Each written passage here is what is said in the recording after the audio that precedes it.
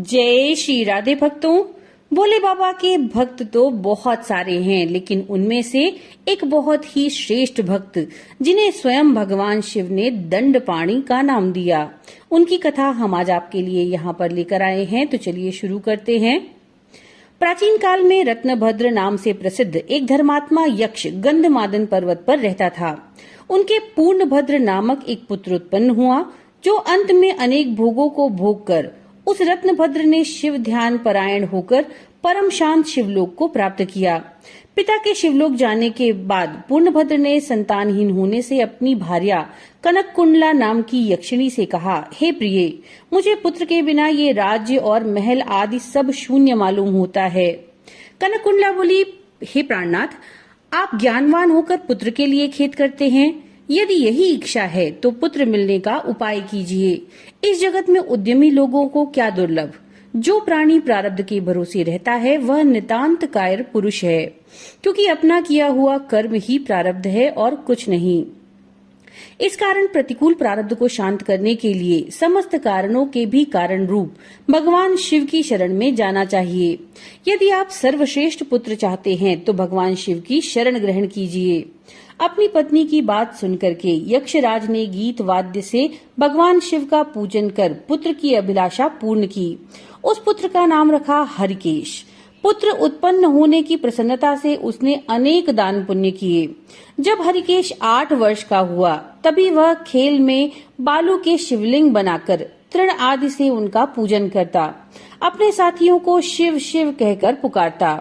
रात दिन हे चंद्रशेखर, हे भूतेश, हे मृत्युंजय, हे नीलकंठ आदि पवित्र नामों का उच्चारण करता रहता और मित्रों को प्रेम करता हुआ बार बार इन्हीं नामों से पुकारता था। उसके कान के नाम के अतिरिक्त अन्य किसी को ग्रहण नहीं करते थे। वह शिव मंदिर को छोड़कर अन्य कहीं भी नहीं जाता। उसके नेत्र शिव जी के अतिरिक्त और कुछ भी देखने की इच्छा नहीं रखते। वो स्वप्न में भी भगवान शिव को ही देखा करता था। हरिकेश की ये दशा देखकर उसके पिता ने उसको कई बार गृह कार्य में लगाने की अनेक प्रकार से चेष्टाएं की, लेकिन उस पर कुछ असर नहीं हुआ। अंत में हरिकेश घर से निकल गया। कुछ दूर जाकर उसे भ्रम हो गया और वह मन ही मन कहने लगा, हे शंकर, कहाँ जाऊं, कहाँ रहने से मेरा कल्याण होगा। ये सोचकर उसने अपने मन में विचार किया कि जिसकी कहीं कोई ठौर ठिकाना ना हो उसे काशीपुरी का ही आधार होता है। इस प्रकार निश्चय करके वो काशीपुरी को गया। जिस अविमुक्त क्षेत्र में पंच भौतिक देह त्याग कर प्राणों का शिव की प्रसन्नता से फिर देह से संबंध नहीं रहता, उस आनंद वन में जाकर वो तप करने लगा। उसके कुछ ही समय बाद भगवान शिव ने देवी पार्वती जी को अपना विहार वन दिखाया। वो अनेक सुगंध युक्त पल्लवों से शोभित था। शिव जी बोले, हे देवी, जैसे आप मुझको प्रिय हैं वैसे ही ये आनंद वन भी मुझे परम प्रिय है।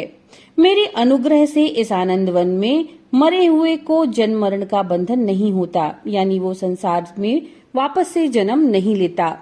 पुण्यात्मा के कर्म बीज विश्वनाथ की प्रज्वलित अग्नि में जल जाते हैं, उसी से फिर वे गर्भाशय में नहीं आते। काशीवासी लोगों के देहांत समय में मैं ही तारक ब्रह्म ज्ञान का उपदेश देता हूँ, जिससे वे उसी क्षण मुक्त हो जाते हैं। कलयुग में विश्वनाथ देव का दर्शन, पूजन, काशीपुरी, भागीरथी गंगा का सेवन आदि तथा सतपात्र को दान विशेष फलदायक होता है। हे देवी, काशीवासी सदा मुझसे ही बसते हैं, इससे मैं उनको अंत में संसार सागर से पार कर देता हूँ और ये मेरी प्रतिज्ञा है। इसी प्रकार से अनेक वार्तालाप करते करते भगवान शिव उस स्थान पर पहुंचे जहां हरिकेश समाधि लगाए बैठा था। उसको देखकर पार्वती जी ने कहा, हे भगवान, यह आपका तपस्वी भक्त है। इस समाधिस्थ भक्त को वर देकर इसका मनोरथ पूर्ण कीजिए। इसका चित्त केवल आप में ही लगा रहता है और इसका जीवन भी आपके ही अधीन है। पार्वती जी की बात सुनकर भगवान शिव उसके पास गए और उन्होंने समाधि में स्थित उस हरिकेश को हाथ से स्पर्श किया। दया सिंधु का स्पर्श पाकर उस यक्ष ने आंखें खोलकर अपने सम्मुख प्रत्यक्ष अपने अभीष्ट को देख गदगद स्वर में कहा, हे शंभो, हे पार्वती पते, हे शंकर, आपकी जय हो। आपके कर कमलों का स्पर्श पाकर मेरा यह शरीर अमृत रूप हो गया है। इस प्रकार के प्रिय वचन सुनकर के भगवान शिव बोले, हे यक्ष, तुम इसी क्षण मेरे वर से मेरे क्षेत्र के दंडनायक हो जाओ। आज से तुम दुष्टों के दंडनायक और पुण्यवानों के सहायक बनो और दंडपाणि नाम से विख्यात होकर सब गणों पर नियंत्रण करो। मनुष्यों में सत्य अर्थ नाम वाले संभ्रम और उद्भ्रम, ये दोनों गण सदा तुम्हारे साथ रहेंगे। तुम काशीवासी जनों के अन्नदाता, प्राणदाता और ज्ञानदाता हो और मेरे मुख से निकले तारक मंत्र के उपदेश से मोक्षदाता होकर नियमित रूप से काशी पर निवास करो। भगवान शिव की कृपा से वही हरिकेश यक्ष काशी में दंडपाणि के रूप में स्थित हो गए और भक्तों के कल्याण में लग गए। तो भक्तों, ये थी वो कथा। हम आशा करते हैं ये कथा आपके लिए रुचिकर होगी। नमो नारायण।